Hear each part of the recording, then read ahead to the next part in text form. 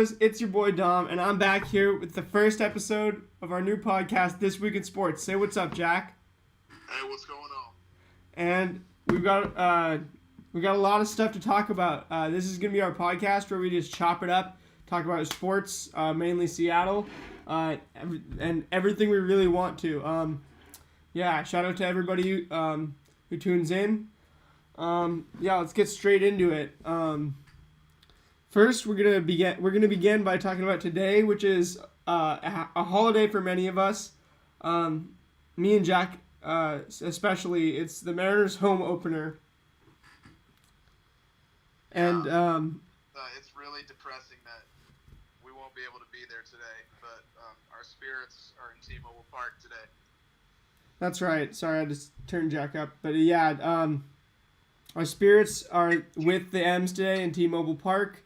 Unfortunately, we can't be there. Me and Jack have been at literally every single one since we were kids, like little kids. It's killing us not to be there. I've also got this burrito I haven't eaten all day, so I'm going to be eating this as Jack expands on stuff, if I get a break on the talking. Anyway, beginning the stuff we want to talk about is the Mariners home opener. It's going to be a good game tonight. No Mike Trout again. That was actually paternity leave, we learned. We forgot to mention that, I think, yesterday. Yeah, we did forget to mention that Mike Trout did not play yesterday. Due to paternity leave. But you know what? We're on to a new series. Anyways, we're on to a new series now with the Oakland A's, and just in case you guys didn't know, me and Jack hate the A's. Also, actually, Jack, I think we're gonna do a pregame.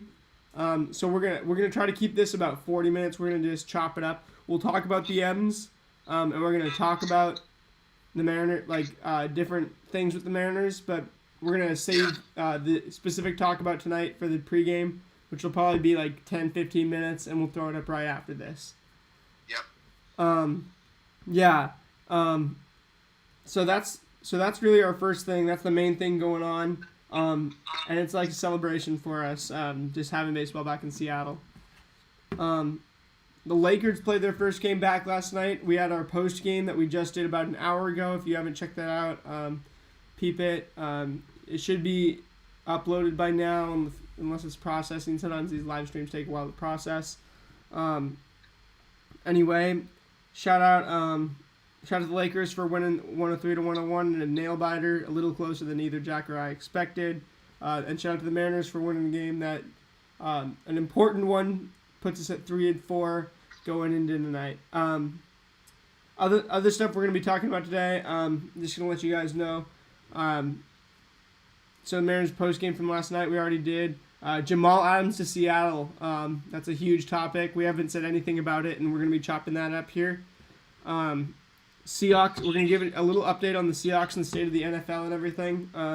We were going to do an NFL roundtable with divisions, but we haven't got to that yet. We're thinking about doing that on Jack's channel. We're going to update you guys on that, and we're going to figure out, we're just going to talk about the NFL kind of so that we can restart our NFL coverage going into next season or whenever we are for sure have a season. And then anyway, also we're going to be talking about college football if it happens, but we don't know yet.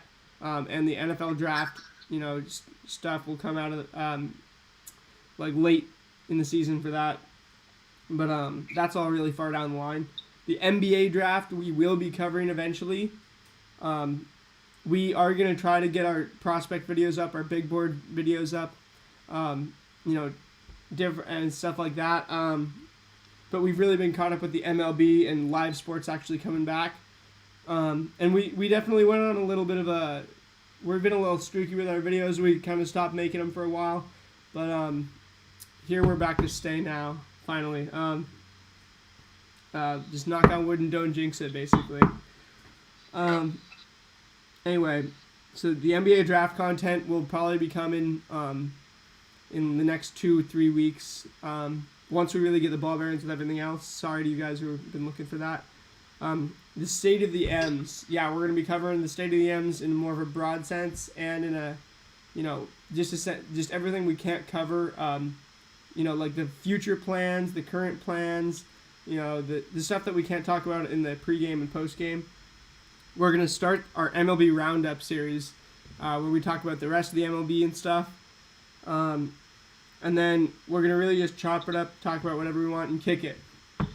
All right, Jack, why don't you start us off by and we're also going to talk about a couple other things, including the Kraken, Pac-12 football schedule, and maybe Last Chance U, which I just finished. Is really good. I suggest you guys all go watch season 5. Anyway, Jack, why don't you lead us through a little bit of this? Yeah.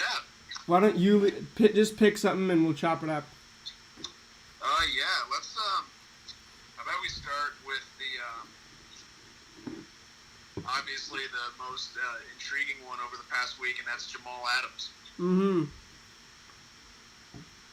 Now, we were crazy excited when this happened. I've been a huge fan of President Mall for a long time. As has anybody who loves DBs, and I'm a DB. Like, I used to play it, obviously. I'm a huge fan of just DB position in general. Jamal's one of the best safeties in the league. We can't really say too much that you guys don't already know about how good he is. You Seattle fans who don't know who he is just because you only watch the Seahawks, you guys are in for a real treat. Yes. On the level of Earl Thomas, Cam Chancellor. Although I'm not gonna say he doesn't get that type of respect here unless he wins a ring with us. Yeah. Oh, and one more thing. If you guys still don't know why I'm wearing the Jags jersey, it's because of the Florida boys and the Mariners, and I consider it to be like a luck thing, and we haven't lost the last 2 days, and I've been wearing this jersey.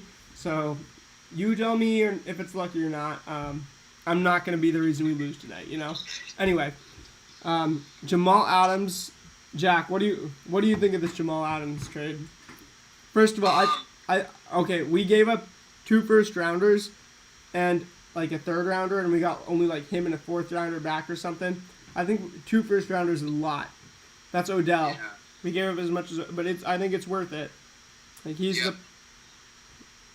a win now move, but yeah. Jack, what do you think?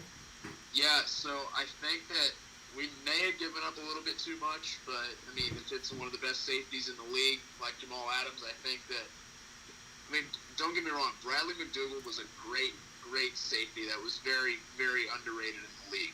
Mm-hmm. But I definitely think that this definitely will bolster our odds at winning the Super Bowl, especially on defense.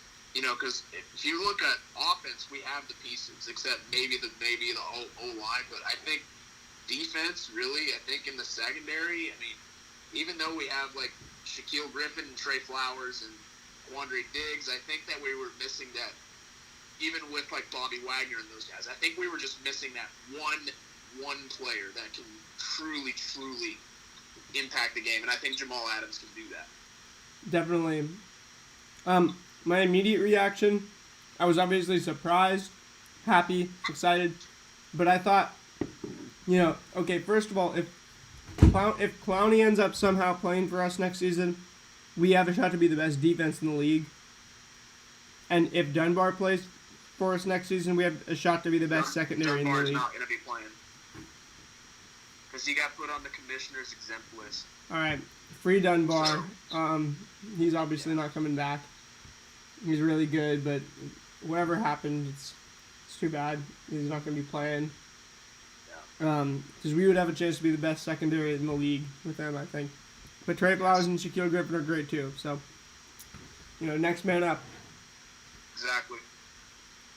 But yeah, I mean, just going back to what it would be like, I think it's definitely gonna get the defense in like a much better situation, because there were times last year I think defense, especially in the secondary, was a little bit spotty. Mm-hmm. And I think they didn't really sort of find that click together in the secondary until I think they traded for Diggs last year. And then I think once Diggs was traded for, I think that the secondary was in a much better spot. Like, they were getting a lot more takeaways, interceptions and stuff like that. So I definitely think Jamal Adams, a player of his caliber, it'll be solid. And I don't know if you guys heard, it was either today or yesterday, he said that Jamal Adams himself said he wants to retire in Seattle. It was yesterday, and shout out to him. We'd be happy to have him. Knock on wood, don't jinx it. It's gonna be awesome. 2 thumbs up. You gave up a ton to get him. You can live with that decision, and you have a chance to get a player of his caliber, which doesn't happen very often. You pull the trigger. Exactly. All right. Jamal Adams, welcome to Seattle. It's gonna be exciting to see what he can do with Diggs back there. I love McDougald, by the way. I love baby-led Bradley McDougald. I've talked about that before. But it's definitely an upgrade for sure. I mean, Jamal Adams is he's a different breed, dog. Yes. He's got that LSU mentality. He's got the LSU DBU swagger, and I mean, yeah, I think it'll be interesting to see how Shaquille Griffin and Trey Flowers do having him. Right. They definitely improved with. I can definitely see them playing a lot more zone next year if that's the case, as opposed to just man. Right, but I want to see them get better at being man corners too, because if you can do both of those, exactly. If we can do both of those, it's a nightmare. I will say I think it'll be all dependent upon like the receivers we'd go up against, but yeah. I mean, we're versatile. We're great. We really don't got too many weaknesses in the secondary, though. I mean, I would have loved Dunbar to play, but even without him, Trey Flowers, Slim. I know you were a baller, and you have a Pro Bowl season in you someday. I don't know when it is, but I know that Trey Flowers has a Pro Bowl season in him someday, with like 5 picks or something. And what's his face? Marquise Blair. People have been saying that Marquise Blair needs to be put on the field somehow, and that he could even. I saw tweets that he was going to be an All-Pro someday. I'm not sure that. I think that's a little bold, but he's definitely got a lot of talent. He's a thumper. They could use him in a linebacker, a hybrid role, anything like that. Weak, strong safety even. Exactly. We'll see what they end up doing, but I expect the Seahawks to be real good next year, and we really need to relaunch our NFL content. The most popular video on this channel is still, I believe, NFL Draft Coverage Day 2 is like 69 views. 69. It's also Jack's high school number in football. Yes. Anyway, what should we talk about next? Jamal Adams. Welcome to Seattle, Jamal Adams. I think we should talk about our the state of the Mariners. All right, yeah, let's talk about the state of the M's. So basically, the Mariners, the draft went pretty well. We got Emerson Hancock, which I've had a video that I just haven't wanted to finish for a while, but I'm gonna do that. I'm gonna get that within the next week. I keep saying that, but I gotta release it at some point, right? And it'll be a good video. Obviously, not as relevant now, but someday it'll be. I mean, this guy's got a bright future ahead of him. We're gonna be hearing this name. The moment he got drafted, I said to Jack, like, we're gonna be going to Safeco Field someday, and Emerson Hancock is gonna be filling up the ballpark. And I believe that. I believe that to be the case. I think he's a future ace. Anyway, that video will come out eventually. So I shouldn't just expand into him. But he's, if it's an arms race, then we've got some firearms. We got him, Kirby, obviously.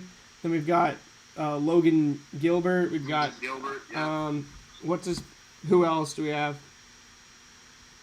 Well, I mean, you got guys on the squad right now. You got like. Dunn and Sheffield. Justin Dunn, Sheffield. Of course, you got Mar- Kikuchi. Kikuchi and Marco. Yep. Then you've got who else? Well, I mean, I don't know if he's gonna be part of our long-term plans, but then you got the pitchers like even guys like freaking.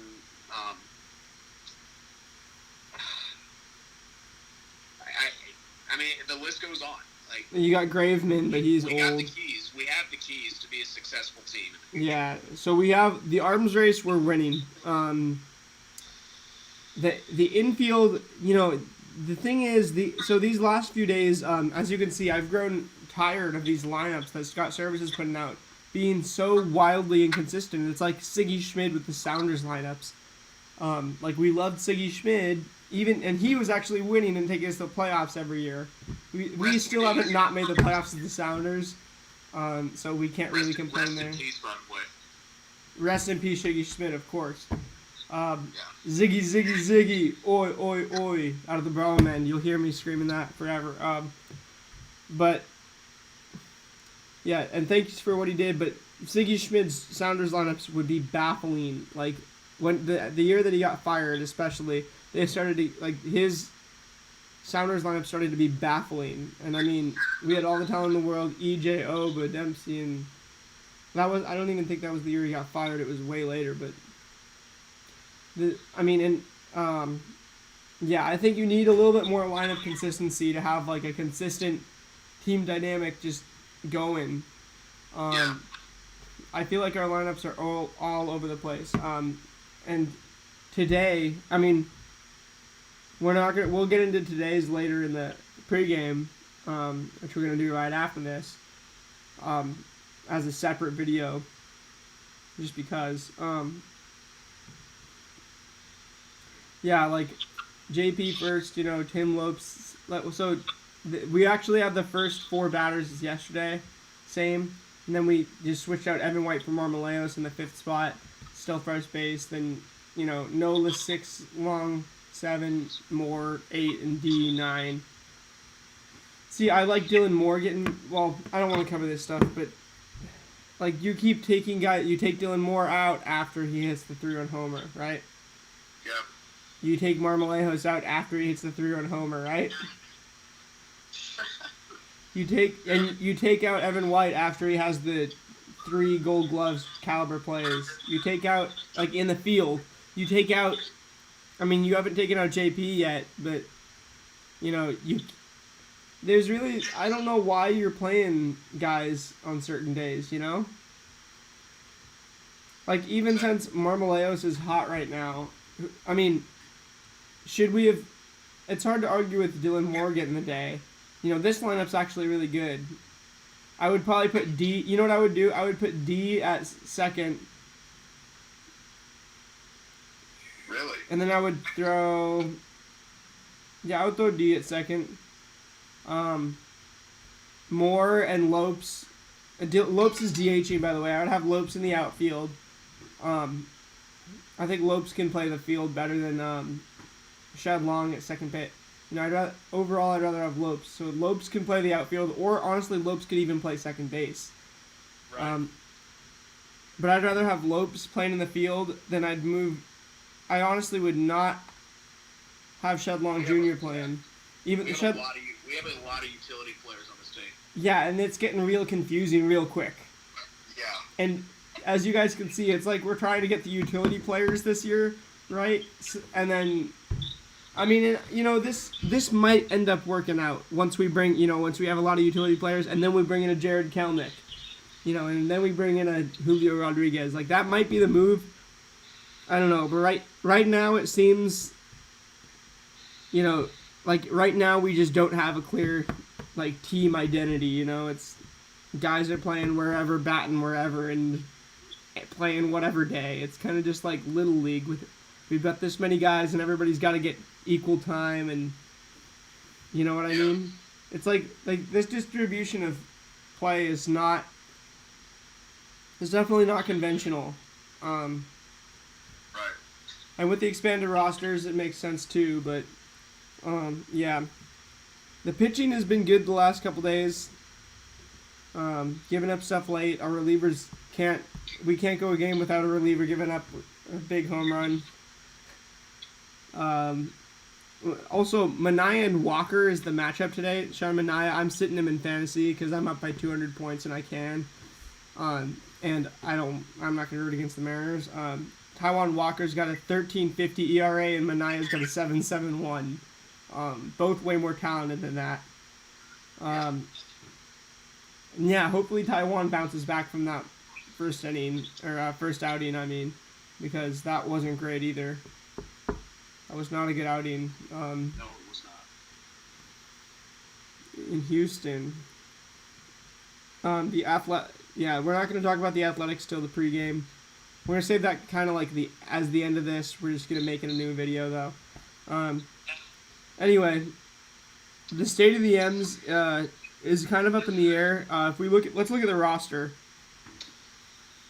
So our pitchers right now, our active roster right now, our pitchers, we've got Dan Altavilla, Nestor Cortez, Carl Edwards Jr., Zach Groats, Matt McGill, Nick Margevicius, Anthony Mizowicz, Yohan Ramirez, Brian Shaw, and Taylor Williams. And that's all of our...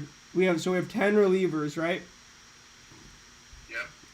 Then we've got 6 starters. We got Justin Dunn, Marco Gonzalez, Kendall Graveman, Yusei Kikuchi, Justice Sheffield, and Taijuan Walker. Then, if I had to pick one of these guys to be the odd man out so far, you said this to me. It's definitely Nestor Cortez, in the pen. If I had to pick, Jack, this is a tough one. If you had to pick one of the rotation guys to go so far, not Kikuchi. I would probably go. Yeah. I'd probably go with Justin Dunn just because, I'd probably go Justin Dunn because I think at this point. Because he's the easiest, yeah. Yeah, because I think everyone else is borderline, pretty good as a starter. But I think Justin Dunn just needs a tiny bit more experience. You know what? The only reason I would do is because Justin Dunn's the only one who wouldn't be crushed and also wouldn't be, the other guys, at this point in their career, if they're not a starter, then then what the fuck? Right. Justice Sheffield, we better not pull after 67 pitches again or I'm going to scream. Yeah. I'm just going to scream at my TV set. What the? I'm just going to be mad. You say we can't get rid of him. He's got too much potential, even though his problems are clear as day and could be fixed, but they just haven't been, right? It's like RJ Stern on Last Chance U, to be honest. If you guys have watched Season 5 already, which I recommend you do. I'll have a video on that later. I want to see Yohan Ramirez more. He's only been in, how many times? I think that one game. 2 games. He's been in twice. He hasn't allowed a run yet, though. That's right. 3 innings pitched, 4 strikeouts, and 1 whip. 0 ERA. That's my favorite reliever so far by far. I keep telling my mom I want Yohan Ramirez to close, and it keeps being Altavilla. I like Altavilla too. But I think that Yohan Ramirez is maybe he's my favorite so far of the relievers in terms of overdoing their value, just doing better than they should. Our catching situation's a nightmare. It's definitely a nightmare. I mean, we have 2 guys on the roster, 2 catchers on the roster right now who really shouldn't even be getting any sort of time at all. These guys shouldn't be getting major league looks. These are minors players. These are minor league catchers.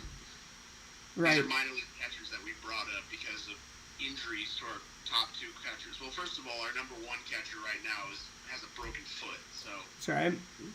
And Austin Nola, he's coming back. This is going to be his first big-time catching role this year because last year he was our everyday first baseman. That's right. So he's going to be our backup catcher this year, and he's had to be the starting catcher, the number 1 guy because of the injury, and they've had to bring up, because of those injuries, they've had to bring up 2 extra catchers. That's right. Who quite frankly should not be in the major leagues right now. Yeah, neither of them. Yeah. Yeah, it's about as it's not great. It's not great. Anyway, yeah. So the catching will be better when Tom Murphy gets back, but Austin Ola's a capable fill-in, totally capable backup, and is even a capable starter at the moment. I'll just say Joe Hudson and Joseph Odom. It sucks every time we see them in, every time we see them in the lineup, we're reminded of how non-competitive we are. You know. Exactly. Anyway, our infield, we've got a good amount of infielders, and then you know what the funny thing is our active roster has everybody listed as infielders and has 2 guys actually listed as outfielders on our roster. Right. The only 2 outfield guys are Kyle Lewis and Malik Smith, who are both listed as center fielders too. I think those should both be every. And that's because they are outfielders, and you know. Those are actual outfielders. Yeah, then everybody else is listed as an infielder that I haven't mentioned yet. So Kyle Lewis and Malik Smith, I like both of these guys. Kyle Lewis is the most exciting player on the team right now and the guy we build the lineup around every single day. Malik Smith, I wish he was in the lineup more, and it's kind of bugging me at this point that he's not. I understand why he's not in the lineup more. I can see why. I mean, he doesn't have the best bat right now. It's disrespectful, dude. This is why we're non-competitive. The reason we're non-competitive is so that we can get Malik Smith at bats, not so that we can get everybody else at bats. I know his bat's not the hot one right now, but you know, and I know his outfield defense isn't the best right now, but play him through that. Show him that we have faith in him. I don't know. I think Malik is a part of our future in a way. What do you think, Jack? I think that, I mean, it's there. He'll be part of our future. It's just, I think the only downside to his game right now is the bats. Yeah. It's a big downside. He's got to be able to get on base. I mean, he can get on base. I mean, once he's on the bases, he can impact the game in any way. Yeah, no doubt it is a big downside, but yeah. And it's kind of like that. Who was that one Mariners player who always was Sean Figgins? Sean Figgins. I don't. Okay, first of all, I'm not comparing Malik Smith to Sean Figgins. I would never do that. Sean Figgins could not hit the ball one time, but when he was on the bases, that's a whole other story. Right. Malik Smith is young. He has a chance to get better, and we need to give it to him. Yes. I'll leave it at that. Okay, now everybody who's listed as an infielder is getting played in the outfield over him. So the actual infielders, the guys who haven't played outfield this year. Vogelback, Evan White, Shed Long hasn't played outfield, right? He can play outfield. He's a utility player. Okay, well, we need to stop throwing it. And then Seager and J.P. Crawford. Yeah, so our actual infielders is Vogelback, Evan White, Seager, and J.P. Crawford. Then our everybody is a super utility guy now, I guess. So Jose Marmoleos is now a super utility guy. D. Gordon's now a super utility guy. Shed Long is now a super utility guy. Tim Lopes is now a super utility guy, and Dylan Moore is now a super utility guy. So Marmoleos, Gordon, Long, Lopes, and Moore. That's the story of the Mariners' super utility guys. Yes. These 5 guys are finding playing time into the lineup every day, and some are sometimes taking away from time that I think needs to go to Evan White. You know, okay, I'm going to restructure this. I'm going to end this section. Let's Jack, you and me, let's say the people who definitely at all times should be in the lineup. Bogey. Let's name. There's at least 6 guys I feel like who should be in the lineup every day. You know. Yes. Let's name them right now. All right. Vogelback. So I'm gonna go Vogelback. Vogelback's number 1. Seager. Seager should be in the lineup every day. He earns Crawford. it. He's a veteran. Crawford needs to be in the lineup every single day. Kyle Lewis needs to be in the lineup every single day. Evan White needs to be in. Evan White needs to be in the lineup every single day. That's 5 easy, right? And then Tom Murphy, it's okay if he gets some rest. Well, he's a catcher, yeah. And he's a catcher. That's a different thing. So that's. But then I'm gonna add one to it. Malik Smith should be in the lineup every single day. If you really want to struggle through this year, let's put Malik Smith in the lineup every single day with these 5 guys, and let's make him get better. Let's make him get more professional. Let's let him learn. Let's let him just. Let's turn. Let's also make while Malik we're Smith thinking grow. about this, while we are thinking about this, one thing we're not really considering right now is I know that like it's probably unlikely this year, but next year we're gonna get Mitch Haniger back. Next year we're gonna get Mitch Haniger back. Yes. And Julio and Jared Kelnick, Julio Rodriguez, Jared Kelnick. You know how many players there are that are gonna be vying for spots. Obviously, yeah. I mean, I'm not gonna say Marmolejos isn't part of our future, right? Because I don't know that, but I don't think that he's. But I don't think that he's. He might be the odd man out. So okay, I am gonna say this. I don't think that these 5 guys are part of our future. Now I understand why you're not playing D. Gordon at time, but I think he's the veteran leader this team needs.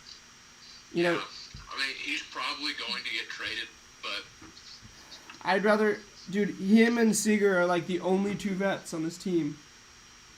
yeah, I mean, they're probably likely both going to get traded. Right. I mean, if anything, it's a good sign that Seager's been playing well because his trade value's going to go up. Right. And honestly, I mean, it's kind of like last year. Remember, we got Edwin Encarnacion and Jay Bruce. it's the Their same. trade value went. I mean, we brought them onto the team solely for getting better hitters in our lineup to increase their trade value, and therefore we get better trades in the deal. Right. And It so, turned out great for us. anyway, I'll tell you what. You've got 3 spots for Dylan Moore, Tim Lopes, Shed Long, D. Gordon, and Marmolejos. If it's my choice, you sit Long and Marmolejos. Yeah. And you start Gordon, Lopes, and Moore. Yeah. And then, I mean, I don't know, man. And then we've got 2 catchers on our bench every night, too. Well, those catchers aren't going to be up, Yep. though. Yep. They're not going to be up Murphy gets forever. back, they're getting sent back down Yeah. to the taxis. Yeah. Anyway, there's 6 guys. I'm going to say Malix needs more playing time. That's my main... I do. Malix needs more playing time. Let's end it on that. Yes. All right. Where do we want to go next, Jack? Let's go NBA draft. All right. As I mentioned briefly, we're gonna be redoing the NBA draft. We're gonna be like relaunching that sort of the NBA draft series. We're gonna have those 1 through 5, 5 through 10. We'll probably do that, but the NBA season just came back. The MLB season just came back, and we have a lot more to talk about. Once we need videos to make, or we need stuff to cover. I don't know, or we have time. We promise we'll start that by the end of August, so we have 1 full month at least to cover it. Right. Anyway, yeah, that's really it for that. We don't care about NBA as much as we care about MLB, obviously, but we want to cover it as well. Yeah. We're just doing us. What should we move? Let's see. Let's do. Let's do. Wait, were you gonna say? What do you want to do? I was thinking about talking about the Pac-12 football schedule just got released. I'm down for that. I'm actually gonna look that up real quick. Yeah, it's on. I saw it on Bleacher Report. The Cougs are opening against Utah. Jeez, I haven't even peeped it yet. Yeah. Okay, now I see it. So yeah, Wazoo. I'm gonna react to the Wazoo ones here. I'll put this up on the screen. So it's conference only. Right.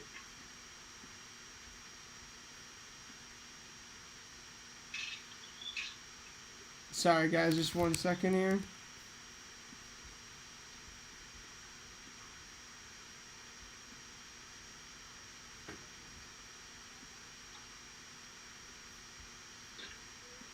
Alright, I don't know how to do this browser thing very well. I don't know how to, like, scroll.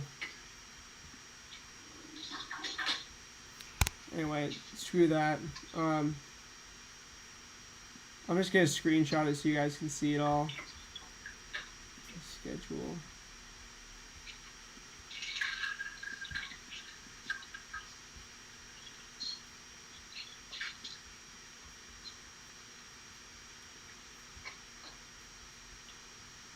Alright.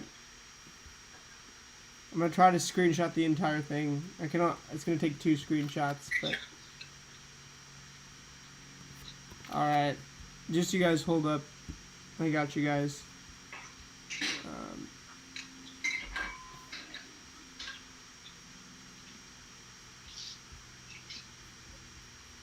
Okay. Well, first, yeah, we're opening. What are your thoughts, Jack? You know, I've been kind of quiet just about like football in general going on with COVID, but I'm really hoping that they're able to come up with somewhat of a really decent plan so we're able to play football. Yeah, to me that's to me that's really, it's binary. It's like, can we just somehow play football, or is it really hype for football? It's like, I will take whatever, like the conferences and stuff. I'm okay with that all getting screwed up. I just want football to happen, you know? Yeah, same with me, and that's sort of how I feel about the NFL as well. Yeah. All right, now I got. You're a Coug, and I'm just wondering how you're initially like looking at the schedule. Yeah. Here I think about the Cougs this year. All right, I'm about to paste this into the stream. I just got like it all together.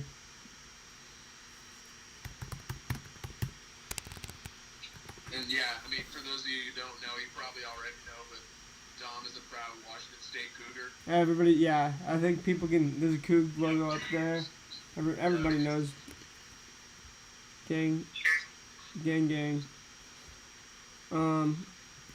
My phone's about to die soon too. It's on 2%.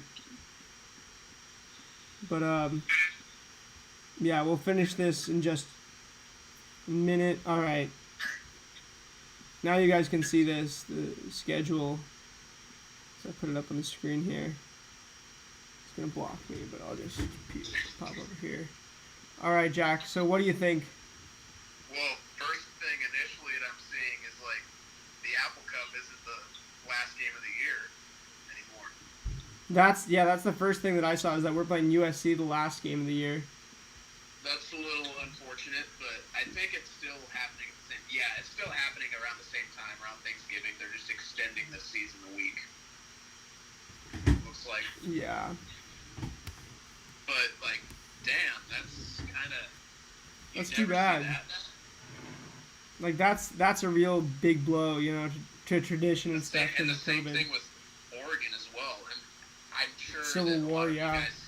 I'm sure you guys have seen that a lot. But they actually got rid of the rivalry Civil War name. Which sucks, because who knows what they're gonna call it. Yeah. But anyway, that's a tough schedule the Cougs got. Yeah, so ASU comes, so we open with 2 home games. Utah and Arizona State come to us. It's Utah, Oregon. No, oh yeah, no, I'm reading it wrong. Utah and then Oregon comes 2 weeks in a row to Wazoo. Where are you seeing that? 2020 Pac-12 football schedule. Yeah, I'm looking at the Cougs, and they got Utah and then Oregon. Yep. And UCLA. And then, right, and then, yeah. So the first Friday game is going to be ASU at Oregon. Yeah, then we got. Oh, then we go to UCLA. Yeah, that next week. So I'll tell you what. I think I'm gonna predict our win total. Utah.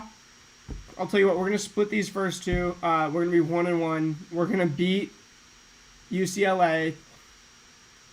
We're gonna beat Cal at home.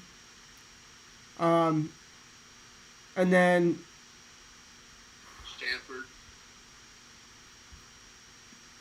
wait, yeah. Sorry, this is then it's Stanford. Sorry guys, so you can see right here it's on that part of it. It's kind of hard to read for all the guys, but anyway. Yeah. So then we're at UCLA. Then after we're at UCLA, we're Home against Cal. 2-1 home against Cal. We win on the 24th. Then we're Stanford. That's bye. Yeah. And then we have Stanford. Stanford on the road. Ooh, 3-1, and then Stanford on the road. That's 3-2. USC on the road is definitely a loss for the Cougs. No, we're gonna beat USC. We're gonna lose to Stanford, and we're gonna beat USC. We're gonna split those. We're gonna lose. We'll be 4-2 after that. Okay. Yeah, Keaton Slovis. We might get to him. And then you got Arizona State. Wait, where? Oh yeah. Then Arizona State. 4-2. Then we'll be 5-2 because that's a home game, and we're not gonna lose that. And Oregon State. You'll beat Oregon State. It's 5-2, 6-2. We'll beat Oregon State. That's one of our biggest games of the year, though, as many of you guys have heard. People think that's gonna be a really close and good game. And if you watch last year's game at the end of the season for the bowl eligibility, that was a close one. Then the Apple Cup is now Friday, November 27th. Is that the same? That's the 28th. No, it's the 27th. Oh, really? Yep. Oh, because it's Friday, yeah. Yeah, so I don't know. That'll be a really good game, I think. That'll It'll be interesting at the quarterback situation for UW, but we're not going to get too into it. But yeah, it's gonna. If it's Jacob Sermon back there, I swear. Yeah. Hey, It's probably going to be Jacob Sermon playing quarterback we'll see. until Heward gets there. Yeah, or Millen. Isn't Millen also going there? Yeah, it'll be a great quarterback battle, but I think once Sam Ewart gets to UW, he's taking that spot. He's so nasty. And Cade Millen though. Don't Yeah. sleep on Cade Millen. He should come to Wazoo. I should start that recruiting train. That would be sick if we get Cade Millen at Wazoo. Hasn't he already committed? Yeah, he's already committed to UW. But Yeah. isn't he still in high school? Cade Millen,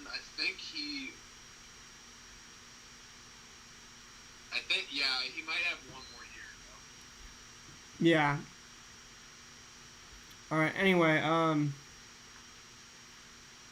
we're gonna be 6-2? Or 5-2, 6-2. Say 5-3. I hope we win. No, you know what? We're winning the Apple Cup this year. This is maybe my last chance because I'm a senior this year, but I might have an extra semester, so I might still be able to win an Apple Cup while I'm there. But shoot, It's been rough to the Cougs in the Apple Cup recently, I will say that. it's really been rough for the Cougs in the Apple Cup. Yeah. Anyway, then, I mean, Wazoo at Colorado is our last game. Yeah, that'll be a good one, I think. That'll be a good one. I'll tell you what, I think we're going to have 3 or 4 losses this year. Yeah. We'll Yeah, go I mean, with- it'll definitely be an interesting thing with No, you know what? Fuck that. We're going to go We're gonna go 7-3. You think Rolovich has got it this first year? I think Rolovich has got it this year. I've got inside sources who have told me about the team chemistry. I just know that they're building a program for success, and even if we don't win this year, I'd still be psyched for years to come. Yeah. Either way, that's the Pac-12 schedule, I guess. There you go. Um, Hopefully it'll happen. Hopefully it happens. That's the number one thing. Yeah, hopefully it happens. What do you want to talk about next? Still to come. Let's talk about the Seahawks and the NFL real quick. My phone's on one. Or actually, I'll tell you what. My phone's on 1%. And how long have we gone so far? We're going on 42 minutes. Yeah. I think we're gonna end it here. In the next episode, we'll talk more about the Seahawks and the NFL in general. We'll talk about. We'll do our MLB Roundup series this week. I'm glad we didn't get to that here because we're going to make that a different series, I think, anyway. Yeah, we got to chop it up, talk about whatever we want, and kick it. I'd say it was a success. What do you think, Jack? Yeah, I think it was I think we put on some great points, and but yeah, just look for a new This Week in Sports next week. Definitely. That being said, it's been your boy Dom and your boy Jack, and we'll see you guys in a little while for the Mariners pregame. Go M's. Go Rams, man. Go 206.